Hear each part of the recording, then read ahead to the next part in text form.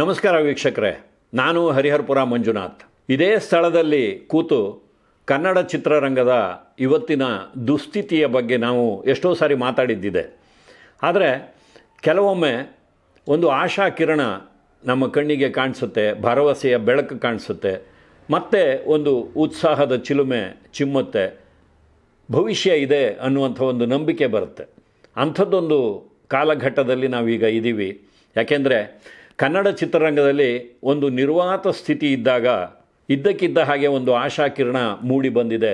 ಅದು ಸೂ from so ಎನ್ನುವ ಒಂದು ಸುಂದರವಾದ ಚಲನಚಿತ್ರದ ರೂಪದಲ್ಲಿ. ಈ ಚಿತ್ರ ಬಿಡುಗಡೆಯಾಗಿ ಆಗಲೇ ಒಂದು ತಿಂಗಳು ಕಳೀತಾ ಬಂದಿದೆ. ಬೇಕಾದಷ್ಟು ಜನ ಚಿತ್ರದ ಬಗ್ಗೆ ಮಾತಾಡಿದ್ದಾರೆ, ವಿಮರ್ಶೆ ಮಾಡಿದ್ದಾರೆ. ಇಲ್ಲಿ ಆ ಉದ್ದೇಶಕ್ಕಾಗಿ ನಾನು ಬಂದಿಲ್ಲ. ಆ ಚಿತ್ರ ಹುಟ್ಟು ಹಾಕಿರುವಂಥ ಒಂದು ಹೊಸ ಹೊಳಹನ್ನು ನಿಮ್ಮ ಜೊತೆಯಲ್ಲಿ ಹಂಚಿಕೊಳ್ಳೋದಕ್ಕೋಸ್ಕರ ಬಂದಿದ್ದೀನಿ.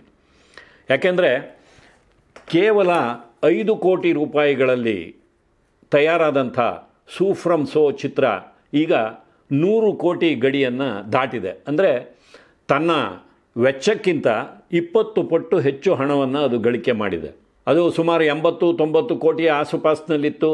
ಅದೇ ಸಂದರ್ಭದಲ್ಲಿ ಆಗಸ್ಟ್ 14ನೇ ತಾರೀಕು ರಜನಿಕಾಂತ್ ಅವರ ಒಂದು ಮಹತ್ವಾಕಾಂಕ್ಷೆಯ ಚಿತ್ರ ಕೂಲಿ ಬಿಡುಗಡೆ ಆಯಿತು.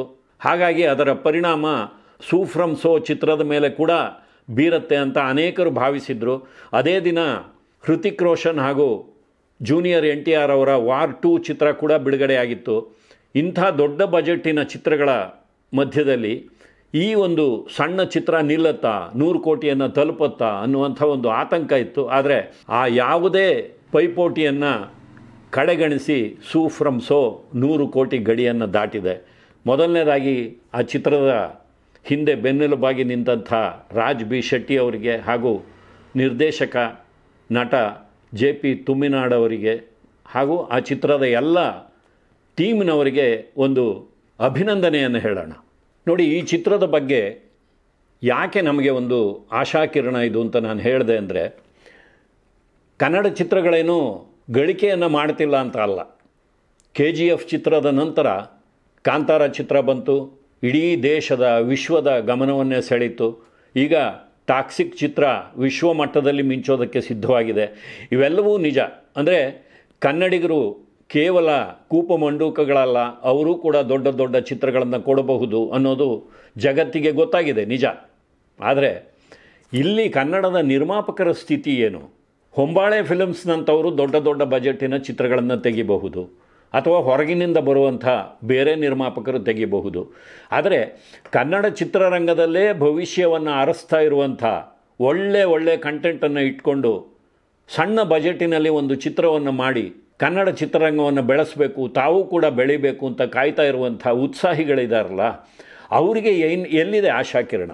ಕಡಿಮೆ ಬಜೆಟ್ನಲ್ಲಿ ಒಳ್ಳೆಯ ಕಂಟೆಂಟ್ ಇಟ್ಕೊಂಡು ಚಿತ್ರ ಮಾಡುವವರಿಗೆ ದೊಡ್ಡ ದೊಡ್ಡ ಸ್ಟಾರ್ ನಟರನ್ನು ಹಾಕ್ಕೊಳ್ಳೋದಕ್ಕೆ ಸಾಧ್ಯವೇ ಇಲ್ಲ. ಅವರು ಹೊಸಬರನ್ನೇ ಹಾಕ್ಕೋಬೇಕು. ಹೊಸಬರನ್ನು ಹಾಕ್ಕೊಂಡ್ರೆ ಜನಗಳನ್ನು ಚಿತ್ರಮಂದಿರಕ್ಕೆ ಕರೆತರೋದು ಕಷ್ಟ ಅನ್ನುವಂಥ ಒಂದು ಪರಿಸ್ಥಿತಿ ಇತ್ತು. ಅಂಥ ಸಂದರ್ಭದಲ್ಲಿ ಬಹುತೇಕ ಹೊಸ ಮುಖಗಳೇ ಇರುವಂಥ ಸೂ ಫ್ರಮ್ ಸೋ ಚಿತ್ರ ಈ ಎಲ್ಲ ನಿರೀಕ್ಷೆಗಳನ್ನು ಸುಳ್ಳು ಮಾಡಿ ನಮಗೆ ಹೊಸ ಭರವಸೆಯನ್ನು ಕೊಟ್ಟಿದೆ. ಹಿಂದೊಂದು ಕಾಲದಲ್ಲಿ ಒಂದು ಕನ್ನಡ ಚಿತ್ರ ಯಾವುದಾದ್ರೂ ಚಿತ್ರೋತ್ಸವದ ನೆಪದಲ್ಲೋ ಅಥವಾ ಬೇರೆ ಯಾವುದೋ ಒಂದು ನೆಪದಲ್ಲಿ ವಿದೇಶದಲ್ಲಿ ಪ್ರದರ್ಶನ ಕಾಣುತ್ತೆ ಅಂದರೆ ಅದೊಂದು ರಾಜ್ಯ ಮಟ್ಟದ ದೊಡ್ಡ ಸುದ್ದಿ ಆಗ್ತಾಯಿತ್ತು. ಆದರೆ ಇವತ್ತಿಗೆ ಕರ್ನಾಟಕದಲ್ಲಿ ಬಿಡುಗಡೆಯಾದ ದಿನವೇ ವಿದೇಶಗಳಲ್ಲಿ ಕೂಡ ಚಲನಚಿತ್ರಗಳನ್ನು ಪ್ರದರ್ಶನ ಮಾಡುವಂಥ ಒಂದು ವ್ಯವಸ್ಥೆ ಬೆಳೆದು ಬಂದಿದೆ. ಹಾಗೆ ಸೂ ಫ್ರಮ್ ಸೋ ಚಿತ್ರ ವಿಶ್ವದಾದ್ಯಂತ ಬಿಡುಗಡೆಯಾಗಿದ್ದೆ. ನಮ್ಮ ವಾಹಿನಿಯ ಒಬ್ಬ ಹಿತಚಿಂತಕರು, ವೀಕ್ಷಕರು, ನನ್ನ ಸ್ನೇಹಿತರು M. ವಿಶ್ವನಾಥ್ ಅವರು, ಬರಹಗಾರರು ಹಾಗೂ ಕಾರ್ಟೂನಿಸ್ಟ್, ಅವರು ಇತ್ತೀಚೆಗೆ ಜರ್ಮನಿಯ ಪ್ರವಾಸ ಹೋಗಿದ್ದರು. ಅಲ್ಲಿ ಈ ಚಿತ್ರ ಮಾಡಿದಂಥ ಒಂದು ಮೋಡಿಯ ಬಗ್ಗೆ ಒಂದಿಷ್ಟು ಚಿತ್ರಗಳನ್ನು ಕಳಿಸಿದ್ದಾರೆ ಹಾಗೂ ಒಂದು ರಿಪೋರ್ಟನ್ನು ಕಳಿಸಿದ್ದಾರೆ. ಜರ್ಮನಿಯ ಲಿಯೋನ್ಬರ್ಗ್ ನಗರದ ಐಮ್ಯಾಕ್ಸ್ ಚಿತ್ರಮಂದಿರ ಪ್ರಪಂಚದಲ್ಲೇ ಅತಿ ದೊಡ್ಡ ಪರದೆಯ ಚಿತ್ರಮಂದಿರ ಅಂತ ಒಂದು ಹೆಸರುವಾಸಿಯಾಗಿರುವಂಥ ಥಿಯೇಟರ್. ಅದರ ಪಕ್ಕದಲ್ಲಿ ಟ್ರೌಂಪಲಾಸ್ಟ್ ಎನ್ನುವ ಚಿತ್ರಮಂದಿರದಲ್ಲಿ ಸೂ ಫ್ರಮ್ ಸೋ ಚಿತ್ರ ಬಿಡುಗಡೆಯಾಗಿದೆ ಹಾಗೂ 2ನೇ ವಾರಕ್ಕೂ ಸಹ ಯಶಸ್ವಿಯಾಗಿ ಮುನ್ನುಗ್ಗುತ್ತಾ ಇದೆ. ಸಾಮಾನ್ಯವಾಗಿ ಯುರೋಪ್ನಲ್ಲೆಲ್ಲ ಚಲನಚಿತ್ರಗಳನ್ನು ನೋಡಬೇಕು ಅಂದರೆ 5 ನಿಮಿಷ 10 ನಿಮಿಷ ಮುಂಚೆ ಚಿತ್ರಮಂದಿರಕ್ಕೆ ಬರ್ತಾರೆ. ಅಂಥದ್ರಲ್ಲಿ ಈ ಒಂದು ಕನ್ನಡ ಚಿತ್ರಕ್ಕೆ ಅರ್ಧ ಗಂಟೆಗೂ ಮೊದಲೇ ಕ್ಯೂ ನಿಂತು ಟಿಕೆಟನ್ನು ತೆಗೆದುಕೊಂಡು ಚಿತ್ರವನ್ನು ಎಂಜಾಯ್ ಮಾಡ್ತಾ ಇದ್ದಾರೆ. ಜೊತೆಗೆ ಚಿತ್ರಮಂದಿರದ ಒಳಗೆ ಹೋದ ಮೇಲೆ ಪ್ರೇಕ್ಷಕರಿಗೆ ಎಂಥ ಒಂದು ಉದ್ವೇಗ ಇದೆ ಅಂದರೆ, ಅಲ್ಲಿ ಜಾಹೀರಾತು ಚಿತ್ರಗಳನ್ನು ತೋರಿಸುವಾಗ ನಮ್ಮಲ್ಲಿ ಗಲಾಟೆ ಮಾಡ್ತಾರಲ್ಲ, ಹಾಗೆ ಗಲಾಟೆ ಮಾಡಿ ಅದನ್ನು ಮಧ್ಯಕ್ಕೆ ನಿಲ್ಲಿಸಿ ಅಲ್ಲಿ ಸಿನಿಮಾ ಪ್ರಾರಂಭ ಮಾಡಿದಾರಂತೆ. ಇನ್ನು ಚಿತ್ರದುದ್ದಕ್ಕೂ ಹಾಸು ಹೊಕ್ಕಾಗಿರುವಂಥ ಹಾಸ್ಯ ಸಂಭಾಷಣೆಗಳು, ಸನ್ನಿವೇಶಗಳು, ಅವುಗಳನ್ನು ನೋಡಿ ಅಲ್ಲಿನ ಜನ ಸಿಳ್ಳೆ ಹೊಡೆಯೋದು, ಚಪ್ಪಾಳೆ ತಟ್ಟೋದು, ಎದ್ದು ಕುಣಿಯೋದು. ಜರ್ಮನಿಯ ಥಿಯೇಟರ್ಗಳಲ್ಲಿ ಇಂಥದ್ದೊಂದು ಹಬ್ಬದ ವಾತಾವರಣ. ಬೇಕಾದಷ್ಟು ಜನ ಕನ್ನಡಿಗರು, ಭಾರತೀಯರು ಜರ್ಮನಿಯಲ್ಲಿ ನೆಲೆಸಿದ್ದಾರೆ. ಹಾಗೆ ಅಲ್ಲಿ ಜೀವನವನ್ನು ಕಟ್ಟಿಕೊಂಡಿರುವಂಥ ಯುವಕರು ಆಗಾಗ ಭಾರತದಿಂದ ತಮ್ಮ ಪಾಲಕರನ್ನು ಅಲ್ಲಿಗೆ, ತಂದೆ ತಾಯಿಗಳನ್ನು, ಬಂಧುಗಳನ್ನು ಅಲ್ಲಿಗೆ ಕರೆಸ್ಕೋತಾರೆ. ಹಾಗೆ ಅವರೆಲ್ಲ ಆ ಒಂದು ಚಿತ್ರಮಂದಿರಕ್ಕೆ 50-60 ಕಿಲೋಮೀಟರ್ಗಳ ದೂರದಿಂದ ಡ್ರೈವ್ ಮಾಡಿಕೊಂಡು ಬಂದು ಮನೆ ಮಂದಿಯೆಲ್ಲ ಕೂತು ಚಿತ್ರವನ್ನು ವೀಕ್ಷಣೆ ಮಾಡಿ ಸಂತೋಷ ಪಡ್ತಾ ಇದ್ದಾರೆ. ಇದು ನಾವು ಕನ್ನಡಿಗರೆಲ್ಲರೂ ಸಂತೋಷ ಪಡಬೇಕಾದಂಥ ಒಂದು ವಿಚಾರ. ಹಾಗೆ ಚಿತ್ರಮಂದಿರಕ್ಕೆ ಬರುವಾಗ ಕೇವಲ ತಮ್ಮ ಮನೆಯವರನ್ನು ಮಾತ್ರ ಅಲ್ಲ, ಅಲ್ಲಿ ಅಕ್ಕಪಕ್ಕದಲ್ಲಿ ತಮಗೆ ಮಿತ್ರರಾಗಿರುವಂಥ ಜರ್ಮನಿಯವರನ್ನೂ ಸಹ ಕರೆದುಕೊಂಡು ಬಂದು ನಮ್ಮ ಭಾಷೆಯ ಚಿತ್ರ ಹೇಗಿದೆ ನೋಡಿ ಅಂತ ತೋರಿಸಿ ಸಂತೋಷ ಪಡ್ತಾ ಇದ್ದಾರೆ. ಈಗ ಸೂ ಫ್ರಮ್ ಸೋ ಚಿತ್ರದಲ್ಲಿ ಅಂಥದ್ದು ಏನಿದೆ, ಬೇಕಾದಷ್ಟು ಜನ ಬೇಕಾದಷ್ಟು ರೀತಿಯಲ್ಲಿ ಅದನ್ನು ಡಿಕೋಡ್ ಮಾಡಿದ್ದಾರೆ, ವಿಶ್ಲೇಷಣೆ ಮಾಡಿದ್ದಾರೆ. ಮಹಿಳೆಯರು ಸ್ನಾನ ಮಾಡೋದನ್ನು ನೋಡುವಂಥ ಪುರುಷರ ವಿಕೃತಿಯೊಂದಿಗೆ ಚಿತ್ರ ಆರಂಭ ಆಗುತ್ತೆ.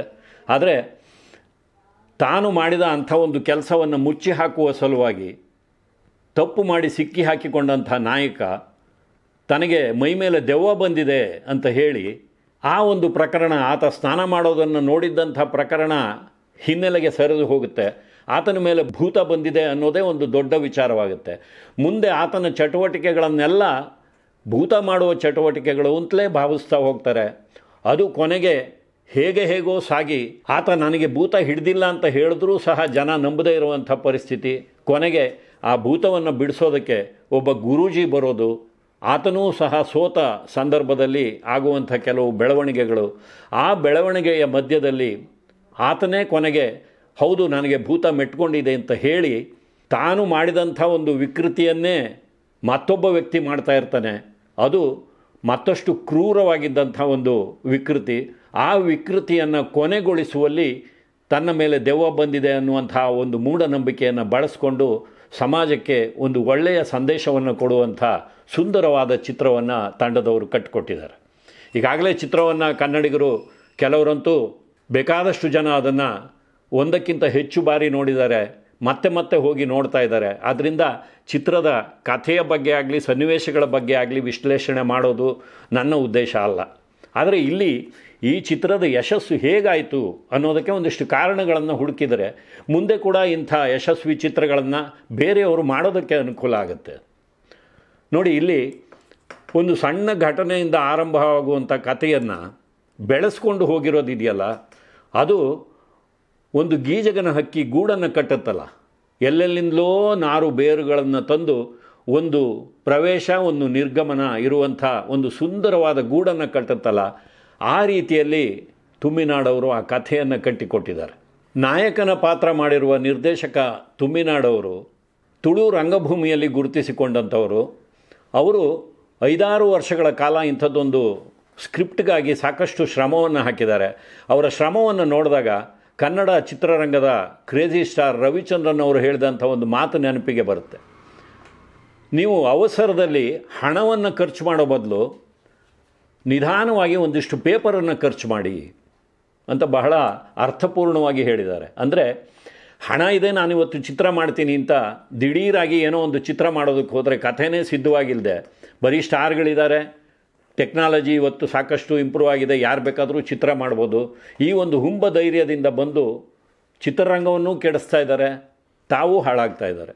ಅಂಥವರಿಗೆ ತುಮ್ಮಿನಾಡು ಅಂಥವರು ಒಂದು ಮಾದರಿ ಆಗ್ತಾರೆ. ಯಾಕೆಂದರೆ ನೀವು 4-5 ವರ್ಷಗಳ ಕಾಲ ಶ್ರಮಪಟ್ಟು ಒಂದು ಒಳ್ಳೆಯ ಸ್ಕ್ರಿಪ್ಟನ್ನು ಮಾಡಿ ಮುಂದೆ ಅದನ್ನು ನೀವು ಸಿನಿಮಾ ಮಾಡೋದಕ್ಕೆ 6 ತಿಂಗಳು 1 ವರ್ಷ ಸಾಕು. ಆದರೆ ಸ್ಕ್ರಿಪ್ಟ್ ಮಾಡೋದಕ್ಕೆ ಅಷ್ಟು ಸಮಯ ಬೇಕಾಗುತ್ತೆ. ಹಾಗೆ ಶ್ರಮ ಹಾಕಿದ್ದು ಇವತ್ತು ಅವರಿಗೆ ಫಲ ಕೊಡ್ತಾ ಇದೆ. ಇನ್ನು ಚಿತ್ರದಲ್ಲಿ ಯಾವುದೇ ದೊಡ್ಡ ಸ್ಟಾರ್ ಕ್ಯಾಸ್ಟ್ ಇಲ್ಲ, ಆದರೆ ಅವರಿಂದ ಅದ್ಭುತವಾದ ಕೆಲಸವನ್ನು ನಿರ್ದೇಶಕರು ತೆಗೆಸಿದ್ದಾರೆ. ಅದರಲ್ಲೂ ರಾಜ್ ಬಿ ಶೆಟ್ಟಿ ಅವರ ಕರುಣಾಕರ ಗುರೂಜಿಯವರ ಪಾತ್ರ, ಅಂಥ ಪಾತ್ರಗಳನ್ನು, ಜ್ಯೋತಿಷಿಯ ಪಾತ್ರ, ಗುರೂಜಿಯ ಪಾತ್ರ, ಸ್ವಾಮೀಜಿಗಳ ಪಾತ್ರ, ಕನ್ನಡ ಚಿತ್ರರಂಗದಲ್ಲಿ ಸಾವಿರಾರು ಪಾತ್ರಗಳನ್ನು ನಾವು ನೋಡಿದ್ದೀವಿ.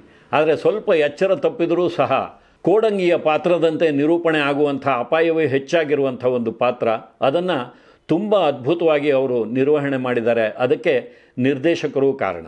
ಇನ್ನು ಚಿತ್ರದ ತಾಂತ್ರಿಕ ಅಂಶಗಳಿಗೆ ಬಂದರೆ, ಯಾವುದೇ ಒಂದು ಹೊರದೇಶದ ಶೂಟಿಂಗ್ ಇಲ್ಲ, ಒಂದು ಹಾಡಿಗಾಗಿ ಎಲ್ಲೋ ಹೋಗೋದು, ಲಕ್ಷಾಂತರ ರೂಪಾಯಿಗಳನ್ನು ಖರ್ಚು ಮಾಡೋದು, ಆ ರೀತಿ ಇಲ್ಲ. ಇಲ್ಲಿ ಬುದ್ಧಿಯೇ ಬಂಡವಾಳ. 5 ವರ್ಷ ಮಾಡಿದಂಥ ಒಂದು ಸ್ಕ್ರಿಪ್ಟ್ಗೆ ಒಂದೊಂದು ಸನ್ನಿವೇಶದಲ್ಲೂ, ಒಂದೊಂದು ಸಣ್ಣ ಪುಟ್ಟ ಸನ್ನಿವೇಶದಲ್ಲೂ ಸಹ ಯಾವುದೇ ಒಂದು ಎಳೆ ತಪ್ಪಿ ಹೋಗದ ಹಾಗೆ ಅದ್ಭುತವಾಗಿ ಚಿತ್ರವನ್ನು ಕಟ್ಟಿಕೊಟ್ಟಿದ್ದಾರೆ. ಅದಕ್ಕೆ ಛಾಯಾಗ್ರಹಣ ಕೂಡ ಎಷ್ಟು ಅದ್ಭುತವಾಗಿದೆ ಅಂದರೆ, ಪಾತ್ರಗಳು ತಮ್ಮ ಪಾಡಿಗೆ ತಾವು ಮಾತಾಡ್ಕೊಂಡು ಹೋಗ್ತಾ ಇರ್ತವೆ, ತಮ್ಮ ಚಟುವಟಿಕೆಯನ್ನು ತಾವು ಮಾಡ್ಕೊಂಡು ಹೋಗ್ತಾ ಇರ್ತವೆ. ನಿಮಗೆ ಸಾಂಪ್ರದಾಯಿಕ ಚಲನಚಿತ್ರದ ಹಾಗೆ ಒಂದು ಕ್ಲೋಸಪ್ ಶಾಟು, ಒಂದು ಮಿಡ್ ಶಾಟು, ಒಂದು ಲಾಂಗ್ ಶಾಟು, ಹೀಗೆ ಪಾತ್ರಧಾರಿಗಳು ಕಿರ್ಚ್ಕೊಂಡು ಮಾತಾಡೋದು, ಅರ್ಚ್ಕೊಂಡು ಮಾತಾಡೋದು, ಆ ರೀತಿಯಾಗಿಲ್ಲ. ಅಲ್ಲಿ ಏನೋ ನಡೀತಾ ಇದೆ, ತಮ್ಮ ಪಾಡಿಗೆ ತಾವು ಯಾವುದೋ ಒಂದು ಸನ್ನಿವೇಶ ನಡೀತಾ ಇದೆ, ಅದನ್ನು ಡಾಕ್ಯುಮೆಂಟ್ರಿಯ ರೀತಿಯಲ್ಲಿ ಛಾಯಾಗ್ರಾಹಕರು ಚಿತ್ರಿಸಿ ನಮ್ಮ ಮುಂದೆ ಇಟ್ಟಿದ್ದಾರೆ. ನಮಗೆ ನಾವೂ ಸಹ ಆ ಕಥೆಯ ಒಳಗೆ ಹೋಗಿದ್ದೀವಿ, ಅಲ್ಲಿಂದ ನಿಂತು ನೋಡ್ತಾ ಇದ್ದೀವಿ ಅನ್ನಿಸುವಂಥ ಒಂದು ಭಾವನೆಯನ್ನು ತಂದಿದ್ದಾರೆ. ಇದೆಲ್ಲವೂ ಸೂಕ್ಷ್ಮವಾಗಿ ಅವಲೋಕನ ಮಾಡಿದಾಗ ನಮಗೆ ಗೊತ್ತಾಗುತ್ತೆ. ನಮ್ಮ ಕರ್ನಾಟಕದಲ್ಲಿ ಬೇರೆ ಬೇರೆ ಪ್ರಾದೇಶಿಕ ಭಾಷೆಗಳಿವೆ. ಕನ್ನಡವೇ ಆದರೂ ಸಹ ಅದಕ್ಕೆ ತನ್ನದೇ ಆದಂಥ ಸೊಗಡಿದೆ. ಮಲೆನಾಡಿನ ಭಾಷೆ ಬೇರೆ, ಉತ್ತರ ಕರ್ನಾಟಕದ್ದು ಬೇರೆ, ಕರಾವಳಿ ಪ್ರದೇಶದ್ದು ಬೇರೆ, ಹಳೆ ಮೈಸೂರು ಪ್ರಾಂತ್ಯದ್ದು ಬೇರೆ, ಬೆಂಗಳೂರಿಂದು ಬೇರೆ. ಈ ಎಲ್ಲ ಭಾಷೆಗಳ ಸೊಗಡನ್ನು ಚಲನಚಿತ್ರಗಳ ಮೂಲಕ ಇಡೀ ಕರ್ನಾಟಕದಲ್ಲಿ ಹರಡುವಂಥ ಕೆಲಸ ಆಗಬೇಕಾಗಿದೆ. ಇಂಥ ಚಿತ್ರಗಳಿಂದ ಅದು ಆಗ್ತಾಯಿದೆ. ಉತ್ತರ ಕರ್ನಾಟಕದ ಕಥೆಗಳನ್ನು ಇಟ್ಕೊಂಡು ಆ ಒಂದು ಭಾಷೆಯನ್ನೇ ಬಳಸಿ ಇವತ್ತು ಚಿತ್ರಗಳು ಬೇಕಾದಷ್ಟು ನಿರ್ಮಾಣ ಆಗ್ತಾಯಿದೆ. ಆದರೆ ಎಲ್ಲ ಚಿತ್ರಗಳಿಗೂ ಸೂ ಫ್ರಮ್ ಸೋ ಚಿತ್ರಕ್ಕೆ ಸಿಕ್ಕಿದಂಥ ಒಂದು ಯಶಸ್ಸು ಸಿಗ್ತಾ ಇಲ್ಲ. ಒಳ್ಳೆಯ ಚಿತ್ರಗಳಾದರೂ ಸಹ ಸಿಗ್ತಾ ಇಲ್ಲ. ಯಾಕೆಂದರೆ ಚಿತ್ರ ಮಾಡೋದು ಒಂದೇ ಅಲ್ಲ, ಆ ಚಿತ್ರವನ್ನು ಜನಗಳಿಗೆ ತಲುಪಿಸುವಂಥ ಕೆಲಸ ಕೂಡ ಆಗಬೇಕು. ಅದನ್ನು ಶೆಟ್ಟರ ಗ್ಯಾಂಗ್ ಅನೇಕರು ಕರೆದಿರುವ ರೀತಿಯಲ್ಲಿ ಅವರ ಒಂದು ತಂಡ ಯಶಸ್ವಿಯಾಗಿ ಅದನ್ನು ಮಾಡಿದೆ. ಅದನ್ನು ನಾವು ನಕಾರಾತ್ಮಕವಾಗಿ ಶೆಟ್ಟರ ಗ್ಯಾಂಗ್ ಕಟ್ಕೊಂಡಿದ್ದಾರೆ ಅನ್ನೋ ರೀತಿಯಲ್ಲಿ ಮಾತಾಡೋದು ಬೇಡ. ಒಂದು ತಂಡವನ್ನು ಕಟ್ಟಿದ್ದಾರೆ ಅಂತ ಸಕಾರಾತ್ಮಕವಾಗಿ ಹೇಳೋಣ. ನಿಮ್ಮನ್ನು ಯಾರೂ ತಂಡ ಕಟ್ಟಬೇಡಿ ಅಂತ ಹೇಳಿಲ್ಲ. ಎಲ್ಲರೂ ಒಟ್ಟಾಗಿ ಕೆಲಸ ಮಾಡಿದ್ರೆ ಒಂದು ಸಿನಿಮಾ ಒಳ್ಳೆಯ ಚಿತ್ರವೇ ಆಗಿರಬಹುದು. ಇವತ್ತು ಕನ್ನಡ ಚಿತ್ರರಂಗದಲ್ಲಿ ಚಾಲ್ತಿಯಲ್ಲಿರುವಂಥ ದೊಡ್ಡ ದೊಡ್ಡ ಕಲಾವಿದರು ಆ ಚಿತ್ರದಲ್ಲಿ ಕೆಲಸ ಮಾಡಿರ್ತಾರೆ. ಆದರೆ ಪ್ರಮೋಷನ್ನಿಗೆ ಬನ್ನಿ ಎಂದಾಗ ಶಾಸ್ತ್ರಕ್ಕೆ ಬಂದು ಒಂದು ಪ್ರಮೋಷನ್ ಮಾಡಿ ಒಂದೆರಡು ದಿನ, ಒಂದು ವಾರದಲ್ಲಿ ಹೊರಟೋಗ್ತಾರೆ. ಆದರೆ ಈ ಚಿತ್ರ ತಂಡ ಬಿಡ್ತಾ ಇಲ್ಲ. ಯಾವುದೇ ಕಾರಣಕ್ಕೂ ಅದರ ಒಂದು ಹೈಪ್ ಇದೆಯಲ್ಲ, ಅದು ಕಡಿಮೆ ಆಗದೇ ಇರೋ ರೀತಿಯಲ್ಲಿ ಕಾಪಾಡಿಕೊಂಡು ಬಂದಿದ್ದಾರೆ. ಇದು ಚಿತ್ರತಂಡದವರು ಮಾಡಬೇಕಾಗಿರೋ ಕೆಲಸ. ಬೇರೆ ಬೇರೆ ಆ ಚಿತ್ರಕ್ಕೆ ಸಂಬಂಧ ಪಡದೇ ಇರುವಂಥ ಕಲಾವಿದರಾದರೂ ಸಹ ಈ ಚಿತ್ರ ರಂಗವೇ ಒಂದು ಕುಟುಂಬ ಅಂತ ಹೇಳಿ ಎಲ್ಲರೂ ಆ ಚಿತ್ರದ ಬಗ್ಗೆ ಒಂದು ಸಕಾರಾತ್ಮಕವಾಗಿ ಮಾತಾಡಿದಾಗ ಚಿತ್ರ ಗೆಲ್ಲುತ್ತೆ, ಉದ್ಯಮ ಉಳಿಯುತ್ತೆ. ಆ ಕೆಲಸ ಇವತ್ತು ಆಗಬೇಕಾಗಿದೆ. ನೋಡಿ, ಕೂಲಿ ಚಿತ್ರ ರಜನಿಕಾಂತ್ ಅವರ ಚಿತ್ರರಂಗ ಪ್ರವೇಶದ 50ನೇ ವರ್ಷದ ಹೊತ್ತಿನಲ್ಲಿ ಬಂದಿದೆ. ಅದಕ್ಕಾಗಿ ಕೋಟ್ಯಾಂತರ ರೂಪಾಯಿಗಳ ಒಂದು ಪ್ರಚಾರವನ್ನು ಮಾಡಿದ್ದಾರೆ. ಅದರ ಪ್ರಚಾರಕ್ಕೆ ವ್ಯಯ ಮಾಡಿರುವಂಥ ಹಣದಲ್ಲಿ ಸೂ ಫ್ರಮ್ ಸೋನ್ ಅಂತ 5 ಚಿತ್ರಗಳನ್ನು ತೆಗಿಬಹುದು. 25 ಕೋಟಿಗಳ ಒಂದು ಪ್ರಚಾರಕ್ಕೆ ವೆಚ್ಚ ಮಾಡಿದ್ದಾರೆ ಅನ್ನುವಂಥ ಒಂದು ಮಾಹಿತಿ ಇದೆ. ಅಂಥ 5 ಚಿತ್ರಗಳನ್ನು ಇಲ್ಲಿ ತೆಗಿಬಹುದು. ಅಂದರೆ ಕೂಲಿ ಚಿತ್ರ 300-350 ಕೋಟಿ ರೂಪಾಯಿಗಳ ಒಂದು ಬಂಡವಾಳವನ್ನು ಇಟ್ಕೊಂಡು ಅದು 20 ಪಟ್ಟು ತೆಗಿಬೇಕು ಅಂದರೆ 7,000 ಕೋಟಿ ರೂಪಾಯಿಗಳನ್ನು ಸಂಪಾದನೆ ಮಾಡಬೇಕು. ಆದರೆ ಸೂ ಫ್ರಮ್ ಸೋ 5 ಕೋಟಿ ಬಂಡವಾಳದಿಂದ 100 ಕೋಟಿಯನ್ನು ಗಳಿಸಿ ಒಂದು ಚಿತ್ರರಂಗ ಹೇಗೆ ಬೆಳೀಬೇಕು ಅನ್ನೋದಕ್ಕೆ ಮಾದರಿಯಾಗಿದೆ. ಯಾಕೆಂದರೆ ಕನ್ನಡದಲ್ಲಿ ಇವತ್ತು OTT ಆಗಲಿ, TV ಆಗಲಿ, ಬೇರೆ ರಾಜ್ಯಗಳಲ್ಲಿ ಚಿತ್ರ ಬಿಡುಗಡೆ ಆಗೋದಾಗಲಿ, ಇವೆಲ್ಲವೂ ಕಷ್ಟದ ಪರಿಸ್ಥಿತಿ. ಒಂದು ಪ್ಯಾನ್ ಇಂಡಿಯಾ ಸಿನಿಮಾ ಮಾಡಿದಾಗ ಬೇರೆ ಬೇರೆ ಕಡೆಗಳಲ್ಲಿ ಬಿಡುಗಡೆ ಆಗುತ್ತೆ. ಒಂದು ಭಾಷೆಯ ಚಿತ್ರರಂಗ ದೇಶದ, ವಿಶ್ವದ ಗಮನವನ್ನು ಸೆಳಿಬೇಕಾದ್ರೆ, ಎಲ್ಲ ಕಡೆಯೂ ಹಣ ಮಾಡಬೇಕಾದ್ರೆ, ದೊಡ್ಡ ರೀತಿಯಲ್ಲಿ ಬೆಳಿಬೇಕಾದ್ರೆ KGF, ಬಾಹುಬಲಿ, ಪುಷ್ಪ ಈ ರೀತಿಯ ಚಿತ್ರಗಳು ಬೇಕಾಗುತ್ತೆ ನಿಜ. ಆದರೆ ಅವೆಲ್ಲ ಯಾವಾಗಲೂ ಒಂದೊಂದು ಅಂಥ ಚಿತ್ರಗಳನ್ನು ಮಾಡಬಹುದೇ ಹೊರತು ನಿರಂತರವಾಗಿ ಜನಗಳಿಗೆ ಚಿತ್ರಗಳನ್ನು ಒದಗಿಸಬೇಕಾದ್ರೆ ಲೋ ಬಜೆಟ್ ಚಿತ್ರಗಳು ಬೇಕಾಗುತ್ತೆ. ಹಾಗಂತ ಲೋ ಬಜೆಟ್ ಅಂದರೆ ಚಿತ್ರದಲ್ಲಿ ಮನೋರಂಜನೆ ಕಡಿಮೆ ಇರಬೇಕು ಅಂತಲ್ಲ, ದೃಶ್ಯ ವೈಭವ ಇಲ್ಲದೆ ಇರಬಹುದು. ಸೂ ಫ್ರಮ್ ಸೋ ಚಿತ್ರದಲ್ಲಿ ನೀವು ಯಾವುದೇ ದೃಶ್ಯ ವೈಭವ ಇಲ್ಲ, ಆದರೆ ಆಪ್ತವಾದಂಥ ದೃಶ್ಯಗಳಿದೆ. ಒಂದು ರೀತಿಯಲ್ಲಿ ಕಾಂತಾರದ ಛಾಯೆ ಚಿತ್ರದಲ್ಲಿ ಕಾಣಿಸುತ್ತೆ. ಒಂದು ವ್ಯತ್ಯಾಸ ಏನಪ್ಪ ಅಂದರೆ, ಕಾಂತಾರ ಚಿತ್ರ ದೈವದ ಶಕ್ತಿಯ ಒಂದು ವಿಚಾರವನ್ನು ಇಟ್ಕೊಂಡು ಅದರ ಸುತ್ತ ಕಥೆಯನ್ನು ಹೆಣೆದಿರುವಂಥದ್ದು. ಆದರೆ ಇಲ್ಲಿ ದೆವ್ವವೇ ಮುಖ್ಯ, ಅಂದರೆ ಒಂದು ಮೂಢನಂಬಿಕೆ. ಕಾಂತಾರದಲ್ಲಿ ಇದ್ದದ್ದು ನಂಬಿಕೆ, ಇಲ್ಲಿ ಇದ್ದದ್ದು ಮೂಢನಂಬಿಕೆ. ಅಲ್ಲಿ ನಂಬಿಕೆಯ ಸುತ್ತ ಏನೆಲ್ಲ ವಿದ್ಯಮಾನಗಳು ನಡೆಯುತ್ತೆ, ಇಲ್ಲಿ ಮೂಢನಂಬಿಕೆಯ ಸುತ್ತ ಏನೆಲ್ಲ ವಿದ್ಯಮಾನ ನಡೆಯುತ್ತೆ. ಬಹುಶಃ ಅದು ಕರಾವಳಿಯ ಭಾಷೆ, ಇದು ಕರಾವಳಿಯ ಭಾಷೆ, ಆದ್ದರಿಂದ ಆ ಒಂದು ಛಾಯೆ ಇರಬಹುದು. ಆದರೆ ಕೆಲವು ಪಾತ್ರಧಾರಿಗಳು ಕೂಡ ಅಲ್ಲಿರುವವರೇ ಇಲ್ಲಿರೋದರಿಂದ. ಆಮೇಲೆ ಕೊನೆಯಲ್ಲಿ ಒಂದು ಮನೆಯ ಅಂಗಳದಲ್ಲಿ ನಡೆಯುವಂಥ ಆ ಒಂದು ಹೊಡೆದಾಟದ ದೃಶ್ಯ ಅಯಾಚಿತವಾಗಿ ನಮಗೆ ಕಾಂತಾರದ ಕೊನೆಯ ದೃಶ್ಯವನ್ನು ನೆನಪಿಸುತ್ತೆ. ತಪ್ಪಲ್ಲ, ಯಾಕೆಂದರೆ ಒಂದು ಚಿತ್ರದಲ್ಲಿ ಇದ್ದಂಥದ್ದೇ ಸನ್ನಿವೇಶ ಮತ್ತೊಂದು ಚಿತ್ರದಲ್ಲಿ ಬರಬಾರ್ದು ಅಂತ ಅಲ್ಲ, ಅದರಲ್ಲಿ ಒಂದು ಹೊಸತನ ಇರಬೇಕು. ಸೂ ಫ್ರಮ್ ಸೋ ಚಿತ್ರದಲ್ಲಿ ಆ ಒಂದು ಹೊಸತನ ನಮಗೆ ಕಾಣಿಸಿದೆ. ಇವತ್ತು ಕನ್ನಡದಲ್ಲಿ ಒಳ್ಳೊಳ್ಳೆಯ ಕಂಟೆಂಟನ್ನು ಇಟ್ಕೊಂಡು ಹೊಸ ನಿರ್ದೇಶಕರು ಬರ್ತಾ ಇದ್ದಾರೆ. ಅವರಿಗೆ ಒಂದು 4-5 ಕೋಟಿಯಲ್ಲಿ ಸಿನಿಮಾ ಮಾಡುವಂಥ ನಿರ್ಮಾಪಕರು ಸಿಕ್ಕಬಹುದು. ಹಾಗೆ ಮಾಡಿದಾಗ ಆ ಹಣ ಆದರೂ ವಾಪಸ್ ಬರದೇ ಇದ್ದರೆ ಅವರು ಮತ್ತೆ ಚಿತ್ರರಂಗದಲ್ಲಿ ತೊಡಗಿಕೊಳ್ಳೋದಕ್ಕೆ ಸಾಧ್ಯವಾಗೋದಿಲ್ಲ. ಅಂಥವರು ಹೇಗೆ ಕೆಲಸ ಮಾಡಬೇಕು, ಹೇಗೆ ಚಿತ್ರವನ್ನು ಗೆಲ್ಲಿಸಬೇಕು ಅನ್ನೋದಕ್ಕೆ ಸೂ ಫ್ರಮ್ ಸೋ ಒಂದು ಉದಾಹರಣೆಯಾಗಿದೆ. ಈ 100 ಕೋಟಿಯನ್ನು ಗಳಿಸಿರುವಂಥ ಒಂದು ಕನ್ನಡದ ಹೆಮ್ಮೆಯ ಚಿತ್ರ ಇನ್ನೂ ಹೆಚ್ಚು ಸಾಧನೆಯನ್ನು ಮಾಡಲಿ ಅಂತ ಹೇಳಿ ಮತ್ತೆ ಮುಂದಿನ ಸಂಚಿಕೆಯಲ್ಲಿ ಭೇಟಿ ಮಾಡ್ತೀನಿ. ನಮಸ್ಕಾರ.